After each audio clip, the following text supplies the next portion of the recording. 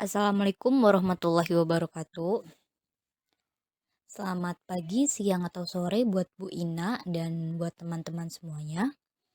Di sini kami dari kelompok 3 akan mempresentasikan mengenai bab 11 yaitu pengauditan sistem informasi berbasis komputer. Di sini anggota kami ada saya sendiri yaitu Ingkia Datunirawana dengan NPM 2023011038. Kemudian ada Vira Sulistifani dengan NPM 2023011038. Kemudian ada Mita Nur Zahra dengan NPM 2023011014. Kemudian ada Adila dengan NPM 2023011001. Kemudian ada Hani Listina dengan NPM 2023011034.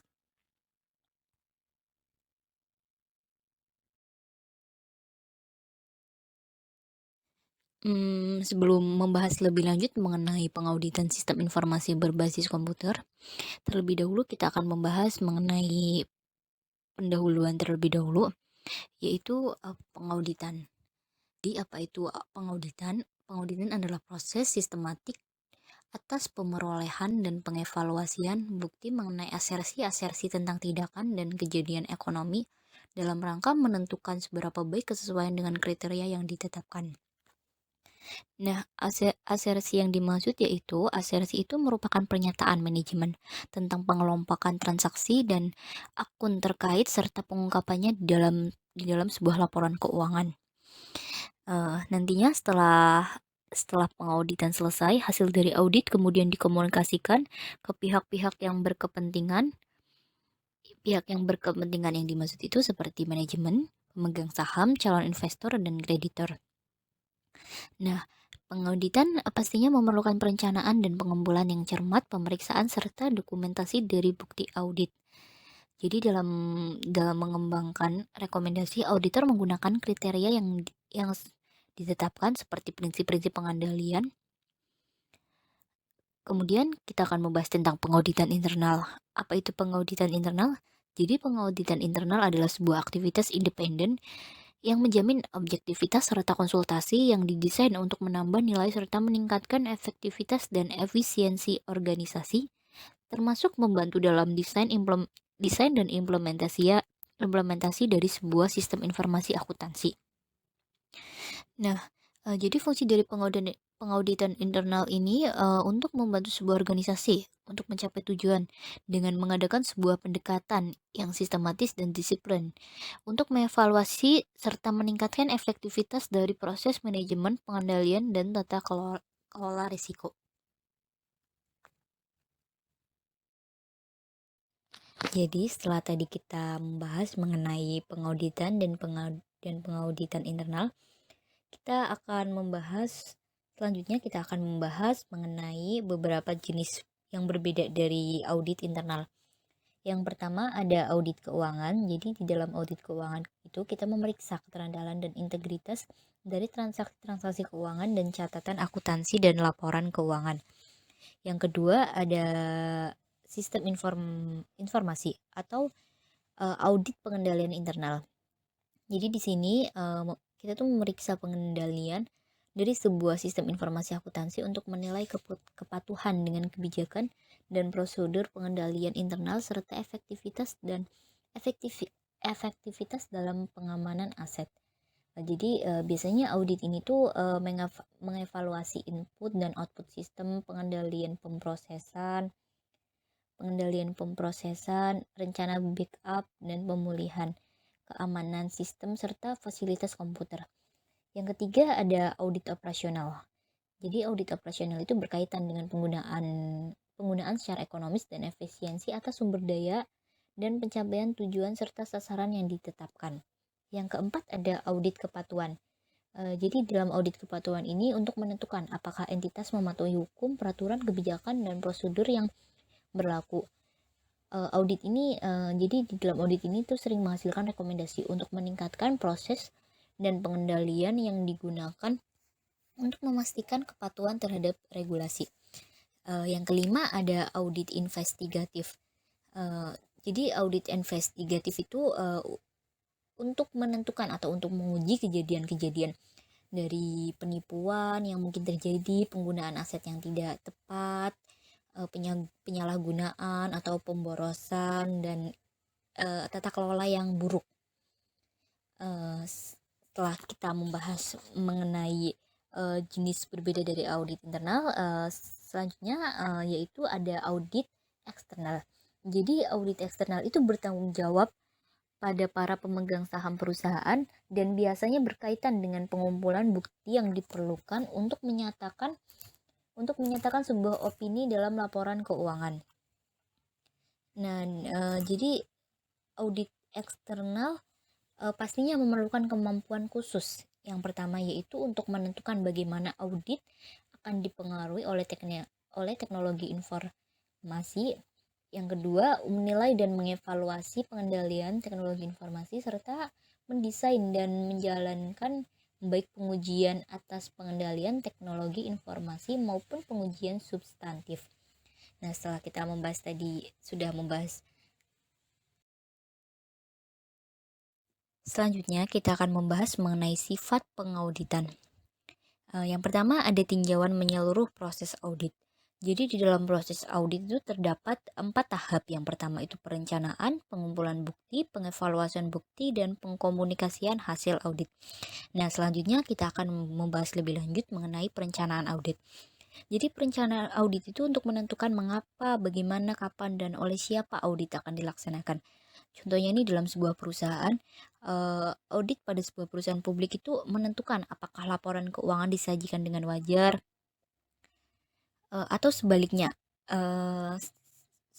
Jadi di dalam sebuah internal mungkin memeriksa satu departemen tertentu atau aplikasi komputer. Jadi pemeriksaan ini tuh berfokus pada pengendalian internal, informasi keuangan, kinerja pengoperasian, atau beberapa kombinasi dari ketiganya. Nah, di dalam perencanaan audit ini pastinya terdapat sebuah resiko. Resiko audit. Jadi terdapat 3 resiko audit. Yang pertama resiko bawaan. Apa itu resiko bawaan? Jadi resiko bawaan itu kelemahan terhadap resiko material karena tidak tersedianya pengendalian internal. Contohnya dalam sistem pemrosesan secara online, jaringan atau database, telekomunikasi dan bentuk-bentuk lain dari teknologi maju itu memiliki resiko bawaan lebih banyak, mungkin seperti jaringan kurang lancar atau mungkin jaringan mengalami down atau data tidak terbackup atau dapat mungkin pencurian data. Jadi resikonya itu lebih tinggi dibandingkan sistem pemrosesan batch. Apa itu sistem pemrosesan batch? Jadi sistem pemrosesan batch itu adalah metode yang digunakan komputer untuk menyelesaikan tugas data berulang dengan volume tinggi secara berkala, seperti pencadangan, pemfilteran, dan pengurutan. Yang kedua ada resiko pengendalian. Resiko pengendalian itu merupakan resiko saat suatu salah saji material akan melampaui struktur pengendalian internal ke dalam laporan keuangan. Jadi dalam sebuah perusahaan dengan pengendalian internal yang lemah memiliki resiko pengendalian yang lebih tinggi dibandingkan perusahaan dengan pengendalian yang kuat. Nah, risiko pengendalian dapat ditentukan dengan meninjau lingkungan pengendalian, menguji pengendalian internal, dan mempertimbangkan kelemahan-kelemahan pengendalian yang diidentifikasi dalam audit sebelumnya, serta mengevaluasi bagaimana mereka diperbaiki. Nah, untuk resiko yang ketiga ada resiko deteksi. Resiko deteksi itu merupakan resiko saat para auditor dan prosedur auditnya akan gagal mendeteksi sebuah kesalahan atau salah saji material. Untuk selanjutnya akan membahas mengenai pengumpulan bukti audit. Nah, di dalam proses audit pastinya kita akan mengumpulkan bukti-bukti. Nah, ada beberapa cara yang paling umum untuk mengumpulkan bukti audit. Yang pertama melalui observasi atas aktivitas audit, misalnya menyaksikan bagaimana personel pengendalian data mengenai pekerjaan pengolahan data saat diterima. Yang kedua ada pemeriksaan atas dokumentasi untuk untuk memahami bagaimana sebuah proses atau sistem pengendalian internal tertentu harusnya berfungsi. Yang ketiga, ada diskusi dengan para pegawai mengenai pekerjaan mereka dan bagaimana mereka melakukan prosedur-prosedur tertentu. Yang keempat, dengan kuesioner untuk mengumpulkan data. Yang kelima, ada pemeriksaan fisik atas kuantitas atau kondisi dari aset berwujud seperti peralatan dan persediaan. Yang keenam, ada konfirmasi. Jadi konfirmasi ini konfirmasi atas ketepatan informasi seperti saldo akun pelanggan melalui komunikasi dengan pihak ketiga yang independen. Kemudian yang ketujuh, ada melakukan ulang. Jadi melakukan ulang atas perhitungan untuk memverifikasi informasi kuantitatif, misalnya menghitung ulang biaya depresiasi tahunan. Yang ke-8 ada ada pemeriksaan bukti pendukung. Pemeriksaan bukti pendukung itu untuk validitas dari sebuah transaksi dengan memeriksa dokumen pendukung seperti pesanan pembelian, laporan penerimaan, dan faktur penjualan yang mendukung sebuah transaksi utang. Yang ke-9 ada tinjauan analitis. Nah, tinjauan analitis ini atas hubungan dan tren antar informasi untuk mendeteksi hal-hal yang harusnya diselidiki lebih jauh. Contohnya nih seorang auditor untuk sebuah toko pengecer menemukan bahwa adanya rasio atas piutang terhadap pendapatan pada satu toko terlalu tinggi, maka sebuah penyelidikan pengungkapan bahwa manajer mengalihkan dana yang dikumpulkan untuk penggunaan pribadinya. Evaluasi atas bukti audit.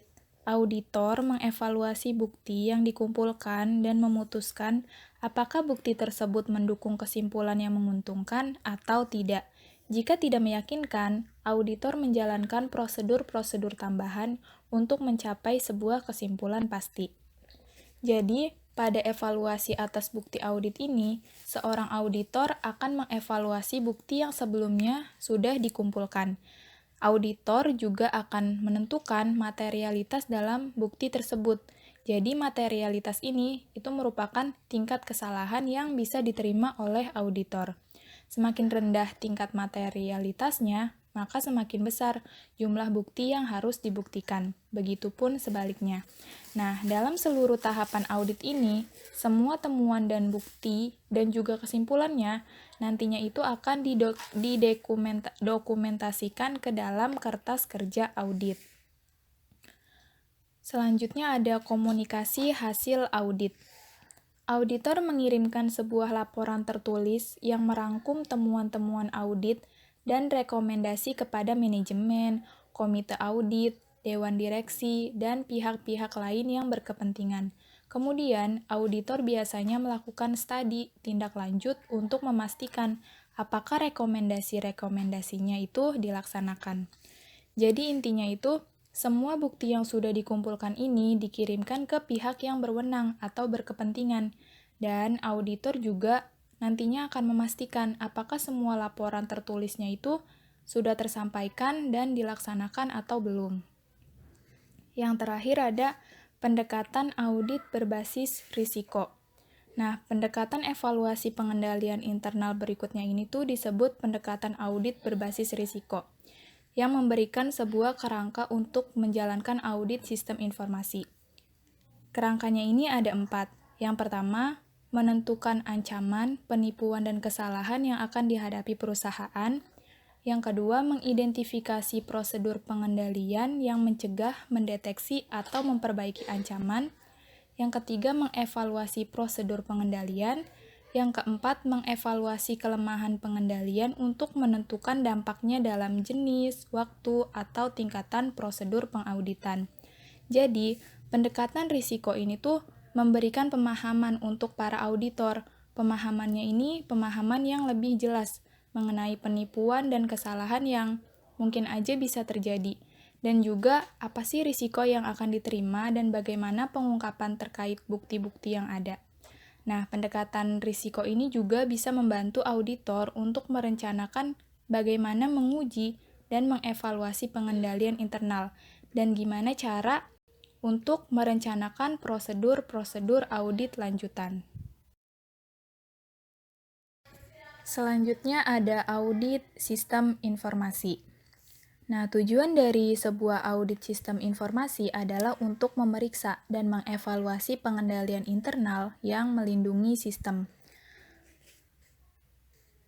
Ketika melakukan sebuah audit sistem informasi, para auditor seharusnya memastikan bahwa 6 tujuan berikut telah dicapai.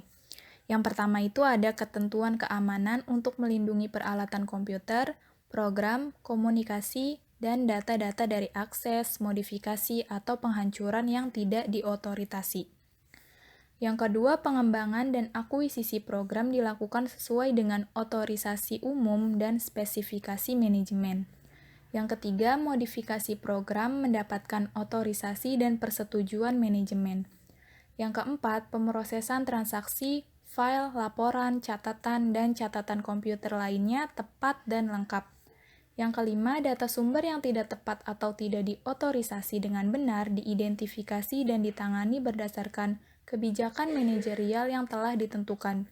Dan yang terakhir, file-file data komputer tepat, lengkap, dan rahasia. Kemudian di sini tuh ada flowchart yang menggambarkan hubungan antara 6 tujuan yang tadi dijelaskan.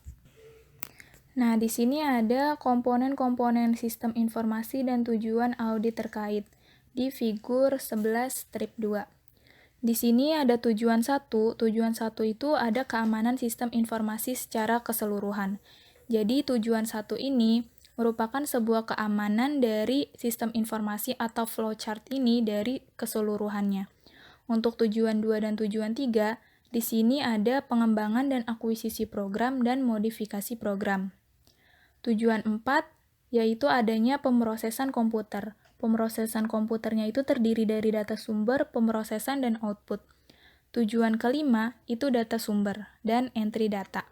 Dan yang terakhir ada tujuan keenam yaitu file data. Nah, kemudian untuk lebih jelasnya di sini ada tujuan 1, keamanan secara menyeluruh. Jadi, pada tujuan 1 ini biasanya menggunakan pendekatan berbasis risiko untuk menyajikan sebuah kerangka kerja pengauditan keamanan komputer secara menyeluruh. Nah, di sini ada kerangka kerjanya di tabel 11 strip 1 di halaman 385 kalau di buku. Yang pertama itu ada jenis-jenis kesalahan dan penipuan.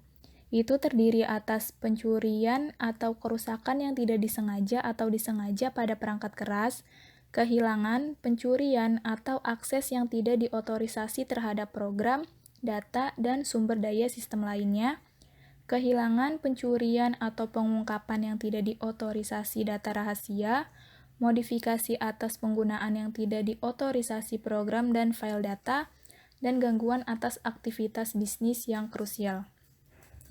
Kemudian ada prosedur pengendalian. Prosedur pengendaliannya ini terdiri dari rencana keamanan atau perlindungan informasi, pembatasan atas akses fisik terhadap peralatan komputer, pembatasan atas akses logis terhadap sistem menggunakan pengendalian pengesahan dan otorisasi, pengendalian penyimpanan dan pengiriman transmisi data, prosedur perlindungan virus, file backup dan prosedur pemulihan, desain sistem toleransi kesalahan, rencana pemulihan bencana, pemeliharaan preventif, firewall, asuransi kecelakaan, dan gangguan bisnis.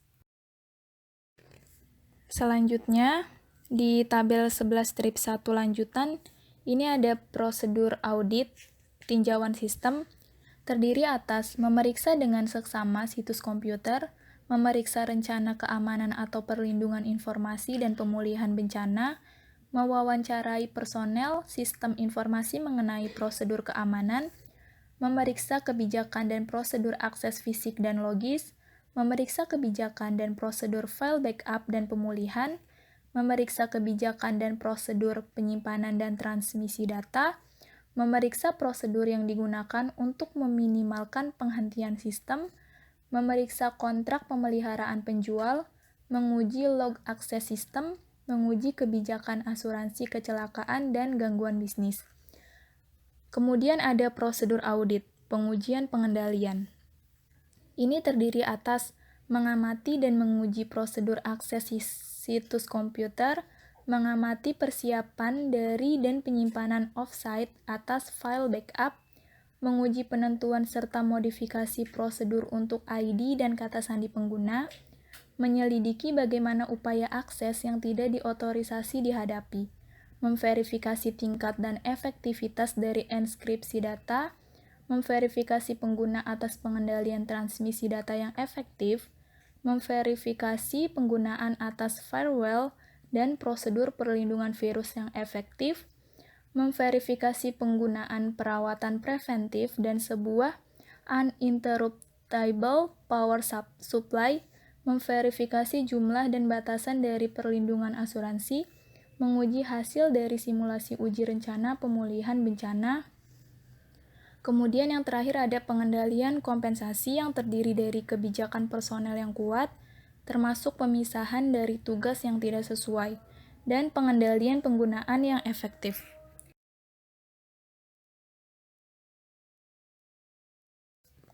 Nah, selanjutnya ada tujuan 2. Tujuan 2 ini adalah pengembangan program dan akuisisi. Jadi, ada dua hal yang dapat menjadi kesalahan dalam pengembangan program. Yang pertama, ada kelalaian pemrograman yang berkaitan dengan kurangnya pemahaman tentang spesifikasi sistem atau pemrograman yang teledor. Dan yang kedua, ada instruksi yang tidak diotorisasi dengan sengaja disisipkan ke dalam program. Jadi masalah-masalah ini tuh sebenarnya bisa dikendalikan dengan meminta otorisasi serta persetujuan dari manajemen dan pengguna. Bisa juga dengan cara melakukan pengujian secara menyeluruh saat proses pengembangan program dan akuisisi ini dilakukan, dan bisa juga dengan cara dokumentasi atau evaluasi yang dilakukan dengan tepat. Nah, si tujuan 2 pengembangan program dan akuisisi ini juga memiliki kerangka kerja auditnya. Untuk kerangka kerja auditnya akan dijelaskan lebih lanjut oleh rekan saya. Untuk selanjutnya yaitu tabel 11 strip 2 mengenai kerangka kerja untuk audit pengembangan. Pada tabel ini mencakup mengenai jenis-jenis kesalahan dan penipuan serta prosedur pengendalian apa yang harus dilakukan. Jenis kesalahan dan penipuan pada pengembangan program yaitu kelalaian pemrograman atau kode program yang tidak diotorisasi. Nah, untuk menguji pengendalian pengembangan sistem ini, para auditor harus mewawancarai para manajer dan pengguna sistem, menguji persetujuan pengembangan, dan memeriksa catatan pertemuan tim pengembangan. Selain itu, para auditor juga perlu memeriksa seluruh dokumentasi terkait proses pengujian untuk memastikan semua perubahan program telah diuji. Auditor dapat menguji spesifikasi pengujian, data pengujian, dan mengevaluasi hasil pengujian serta memastikan bagaimana masalah-masalah hasil pengujian tak terduga dapat diatasi.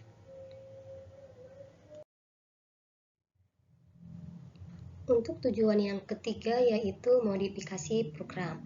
Nah, pada tabel 11 strip 3 atau pada halaman 387, tabel ini menyajikan sebuah kerangka kerja untuk pengauditan perubahan atas perangkat lunak program dan sistem. Adapun ancaman-ancaman yang terjadi dalam pengembangan program juga dapat terjadi selama memodifikasi program. Sebagai contohnya yaitu seorang pemrogram yang ditugaskan untuk memodifikasi sistem penggajian perusahaannya menyisipkan sebuah perintah untuk menghapus seluruh file perusahaan jika ia dipecat. Ketika ia dipecat, sistem tersebut akan rusak dan menghapus file-file kunci tersebut.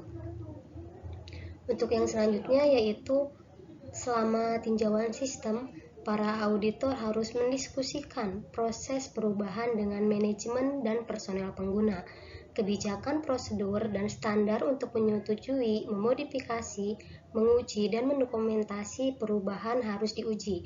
Seluruh materi dokumentasi final untuk perubahan program, termasuk prosedur dan hasil pengujian, harus diperiksa. Prosedur-prosedur yang digunakan untuk membatasi akses logis terhadap program pengembangan juga harus diperiksa.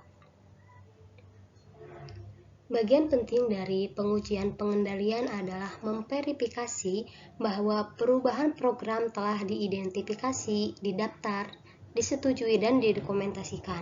Auditor itu seharusnya memverifikasi bahwa pemisahan pengembangan dan produksi program dipelihara, serta perubahan-perubahan diimplementasikan oleh seseorang yang independen atas fungsi pengguna dan pemrograman. Terdapat 3 cara auditor untuk menguji perubahan program yang tidak diotorisasi. Yang pertama, setelah menguji sebuah program baru, auditor tersebut harus menyimpan salinan dari kode sumbernya. Auditor menggunakan sebuah program perbandingan kode sumber, yaitu perangkat lunak yang membandingkan versi terkini atas sebuah program dengan kode sumbernya. Perbedaan-perbedaan tersebut harus diotorisasi dengan layak dan digabungkan dengan benar. Yang kedua yaitu dalam teknik pemrosesan ulang, yaitu menggunakan kode sumber untuk memproses ulang data dan membandingkan output dengan output perusahaan. Perbedaan ini diselidiki untuk melihat apakah terdapat perubahan program yang tidak diotorisasi. Yang ketiga yaitu dalam simulasi paralel, yaitu menggunakan perangkat lunak yang ditulis auditor untuk mengolah data dan membandingkan outputnya dengan output perusahaan.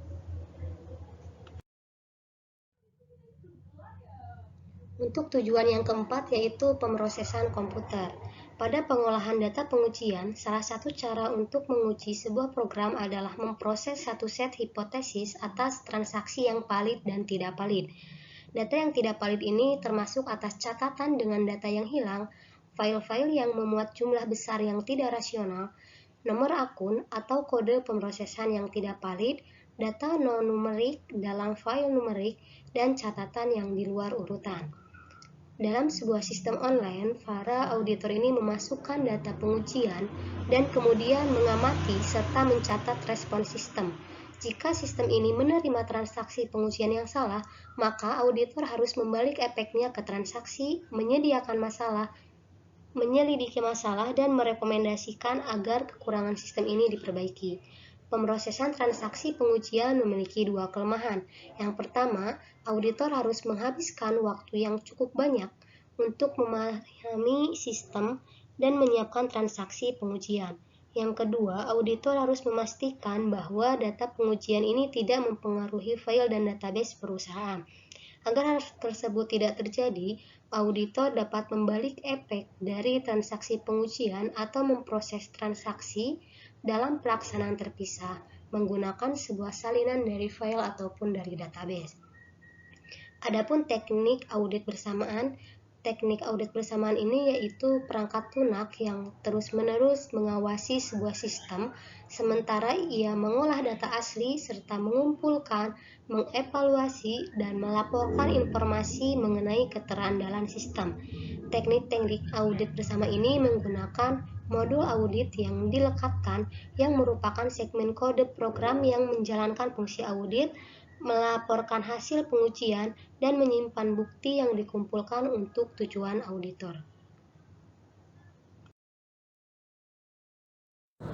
Adapun 5 teknik audit bersama yang biasanya auditor gunakan antara lain yang pertama ada Integrated Test Facility atau ITF, yang kedua ada teknik snapshot, yang ketiga ada System Control Audit Review File atau SCARF, yang keempat ada Audit Hooks, dan yang kelima ada Continuous and Intermediate Simulation atau CIS. Yang pertama ada ITF, yaitu teknik dengan cara menyisipkan catatan-catatan fiktif yang merepresentasikan divisi, departemen, pelanggan, atau pemasok fiktif ke dalam file induk perusahaan. Dalam sebuah sistem pemrosesan batch, ITF ini mengeliminasi kebutuhan untuk membalik transaksi pengujian. ITF secara efektif menguji sistem pemrosesan online karena transaksi-transaksi pengujian dapat sering dikirimkan, diproses dengan transaksi aktual dan ditelusuri melalui setiap tahap pemrosesan tanpa mengganggu operasi pemrosesan reguler. Yang selanjutnya ada teknik snapshot, yaitu teknik dengan menandai transaksi-transaksi dengan kode khusus dan mencatatnya beserta catatan file induknya sebelum dan sesudah pemrosesan, serta menyimpan data untuk kemudian memverifikasi bahwa seluruh langkah pemrosesan dilakukan dengan benar. Yang ketiga ada Sistem Control Audit Review File atau SCARF, yaitu dengan menggunakan modul audit untuk terus-menerus mengawasi aktivitas transaksi-transaksi, mengumpulkan data dalam transaksi dengan signifikasi audit khusus, serta menyimpannya untuk kemudian mengidentifikasi dan menyelidiki transaksi-transaksi yang dipertanyakan. Selanjutnya yang keempat ada audit hooks, yaitu adalah rutinitas audit yang memberitahu para auditor atas transaksi-transaksi yang biasanya saat transaksi-transaksi tersebut telah terjadi.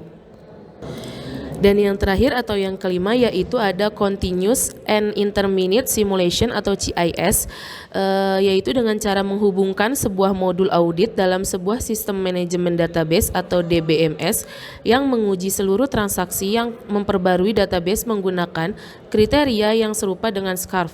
Jika sebuah transaksi memiliki signifikasi audit atau modul CIS secara independen mengolah data dan membandingkannya dengan yang diperoleh melalui DBMS.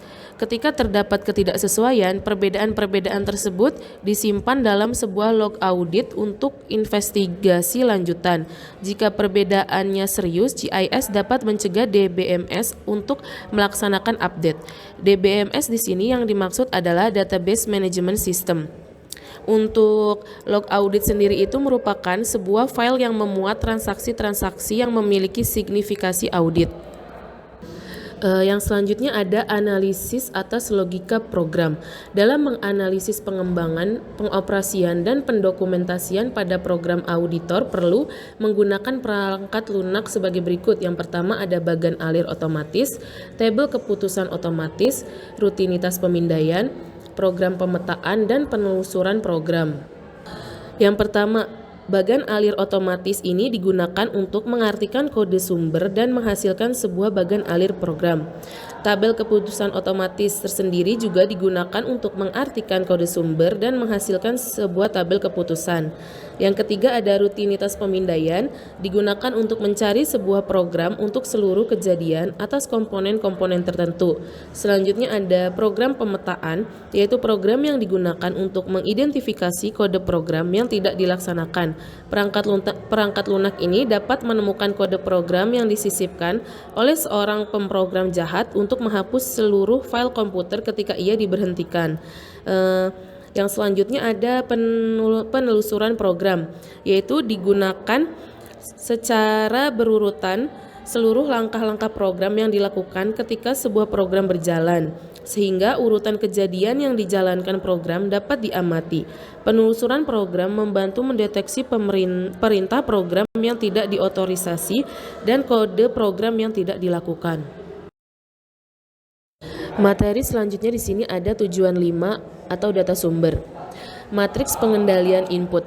Matriks pengendalian input di sini adalah sebuah matriks yang menunjukkan prosedur-prosedur pengendalian yang diterapkan pada setiap field atau catatan input yang digunakan untuk mendokumentasikan pemeriksaan atas pengendalian data sumber. Untuk melihat contohnya lebih jelas, teman-teman bisa membuka buku di halaman 393. Meskipun pengendalian data sumber mungkin tidak sering mengalami perubahan, tetapi auditor dapat menguji sistem dengan mengevaluasi sampel data sumber untuk otorisasi dengan tepat, merekonsiliasi pengendalian batch, serta mengevaluasi apakah kesalahan edit data telah diatasi dan dikirim ulang untuk pemrosesan. Jika pengendalian data sumber tidak memadai, pengendalian departemen pengguna dan pengolahan data dapat menggantikannya. Jika tidak, para auditor harus merekomendasikan agar kekurangan dalam pengendalian data sumber tersebut dapat diperbaiki. Kemudian dalam sebuah sistem online, entry data sumber dan fungsi pemrosesan merupakan satu kesatuan operasi. Oleh karena itu, pengendalian data sumber dapat diintegrasikan dengan pengendalian pemrosesan seperti yang terdapat dalam tabel 11.4 di bawah. Untuk lebih jelasnya, teman-teman bisa membuka tabel 11.4 yang berada di halaman 391. Di sini ada jenis-jenis kesalahan dan penipuan, yaitu ada kegagalan mendeteksi data input yang salah, tidak lengkap atau tidak diotorisasi, kegagalan untuk tidak mengoreksi kesalahan dengan benar yang ditandai dengan prosedur pengeditan data, pengenalan atas kesalahan-kesalahan ke dalam file atau database selama memperbarui, distribusi atau pengungkapan yang tidak tepat atas output komputer, ketidaktepatan yang disengaja maupun tidak disengaja dalam pelaporan. Kemudian ada beberapa prosedur pengendalian, yaitu ada rutinitas pengeditan data, penggunaan yang tepat atas label file internal dan eksternal, rekonsiliasi atas total batch, prosedur perbaikan kesalahan yang efektif, dokumentasi pengoperasian dan manual pelaksanaan yang dapat dipahami, pengawasan yang kompeten atas operasi komputer, penanganan yang efektif atas input dan output data oleh personel pengendalian data, persiapan atas daftar dan rangkuman perubahan file untuk pemeriksaan departemen pengguna, dan pemeliharaan atas kondisi lingkungan yang baik dalam fasilitas komputer. Selanjutnya ada prosedur audit tinjauan sistem, yaitu terdiri dari memeriksa dokumentasi administratif untuk memproses standar pengendalian, memeriksa dokumentasi sistem untuk pengeditan data dan pengendalian pemrosesan lainnya, memeriksa dokumentasi pengoperasian untuk kelengkapan dan kejelasan, memeriksa salinan daftar kesalahan, laporan total batch dan daftar perubahan file, mengamati fungsi operasi komputer dan pengendalian data, mendiskusikan pengendalian pemrosesan dan output dengan para operator dan pengawas sistem informasi. Selanjutnya prosedur audit pengujian atas pengendalian, yaitu yang terdiri dari mengevaluasi kecukupan atas standar dan prosedur pengendalian pemrosesan, mengevaluasi kecukupan dan kelengkapan pengendalian pengeditan data, memverifikasi ketaatan atas prosedur pengendalian pemrosesan dengan mengamati operasi pengendalian komputer dan data, memverifikasi bahwa output sistem aplikasi didistribusikan dengan tepat, merekonsiliasi sebuah sampel dari total batch tindak lanjut atas ketidaksesuaian, menelusuri sebuah sampel dari kesalahan rutinitas edit data untuk memastikan penanganan yang tepat, memverifikasi ketepatan pemrosesan atas transaksi-transaksi yang sensitif, memverifikasi ketepatan pemrosesan atas transaksi-transaksi yang dihasilkan komputer, mencari kode yang salah atau tidak diotorisasi melalui analisis atas logika program, mengecek ketepatan dan kelengkapan dari pengendalian pemrosesan menggunakan data pengujian, mengawasi sistem pemrosesan online menggunakan teknik-teknik audit bersama, membuat ulang laporan-laporan yang dipilih untuk menguji ketepatan dan kelengkapan. Dan yang terakhir ada pengendalian kompensasi, yaitu dengan cara pengendalian pengguna yang kuat dan pengendalian atas data sumber yang efektif. Materi yang selanjutnya akan dilanjutkan oleh rekan saya. Tujuan 6, file data. Tujuan ke-6 memperhatikan tentang ketepatan, integritas, dan keamanan atas data yang disimpan dalam file yang dapat dibaca mesin. Pendekatan pengauditan dengan tujuan adalah sebuah upaya yang komprehensif, sistematik, dan efektif atas evaluasi pengendalian internal. Pendekatan ini dapat diimplementasikan menggunakan sebuah checklist prosedur audit bagi setiap tujuan. Checklist ini membantu auditor mencapai sebuah kesimpulan terpisah untuk tiap-tiap tujuan.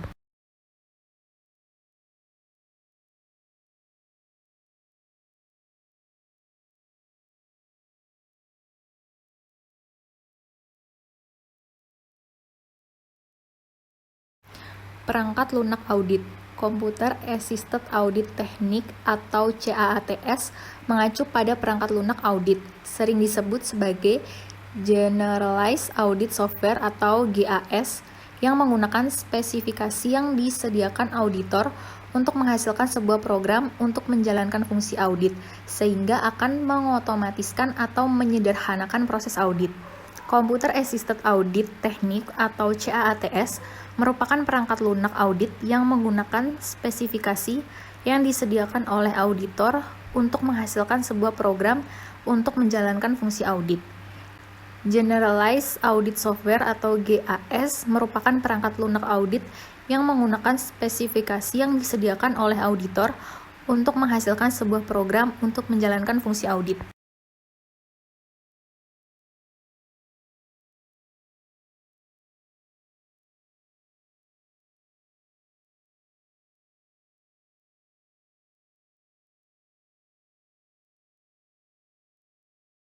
Jenis kesalahan dan penipuan. Yang pertama, penghancuran data tersimpan karena kesalahan, kegagalan perangkat keras atau lunak, dan tindakan sabotase. Yang kedua, modifikasi atau pengungkapan data tersimpan yang tidak diotorisasi.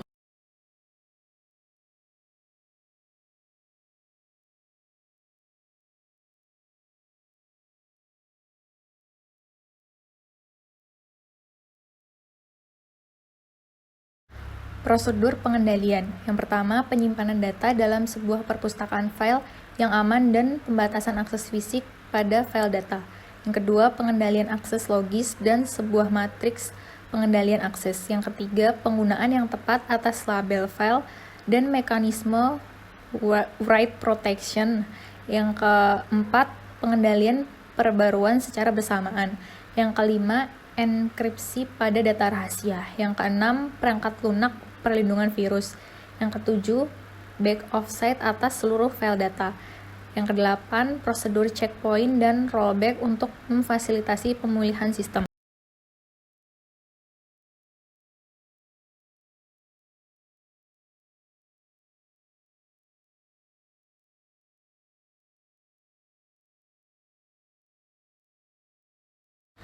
Prosedur audit tinjauan sistem. Yang pertama, memeriksa dokumentasi bagi operasi perpustakaan file. Yang kedua, memeriksa kebijakan dan prosedur akses logis. Yang ketiga, memeriksa standar untuk perlindungan virus, penyimpanan offsite, dan prosedur pemulihan sistem. Yang keempat, memeriksa pengendalian untuk perbaruan yang bersamaan, enkripsi data, konversi file, dan rekonsiliasi atas total file induk dengan total pengendalian independen. Selanjutnya, menguji rencana pemulihan bencana dan mendiskusikan prosedur pengendalian file dengan para manajer dan operator.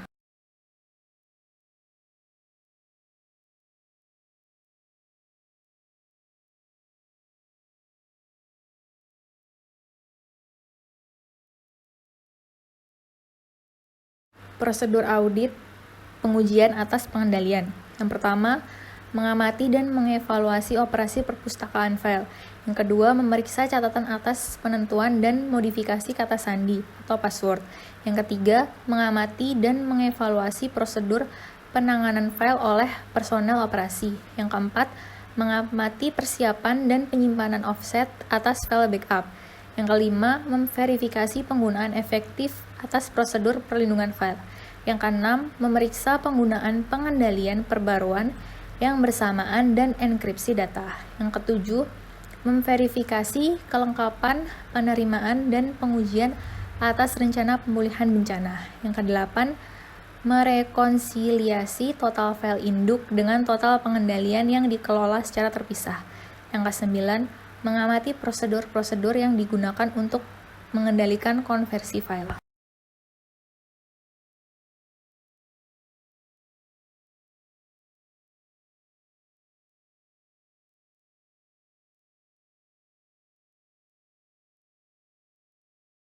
Pengendalian kompensasi. Yang pertama, pengendalian pengguna dan pengolahan data yang kuat. Yang kedua, pengendalian keamanan komputer yang efektif.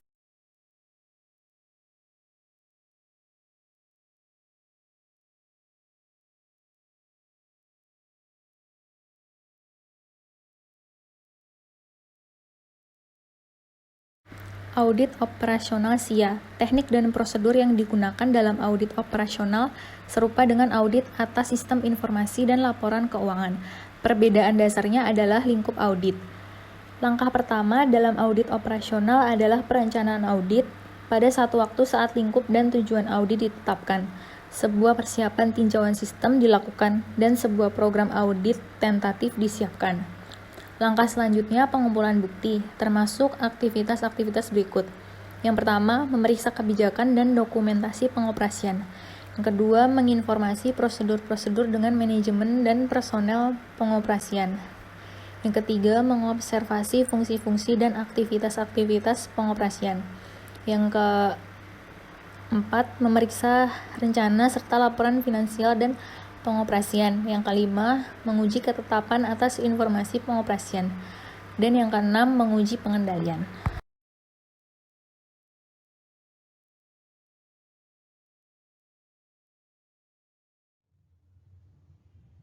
Selesai sudah presentasi dari kami, seperti hubungan kalian yang selesai tanpa dimulai.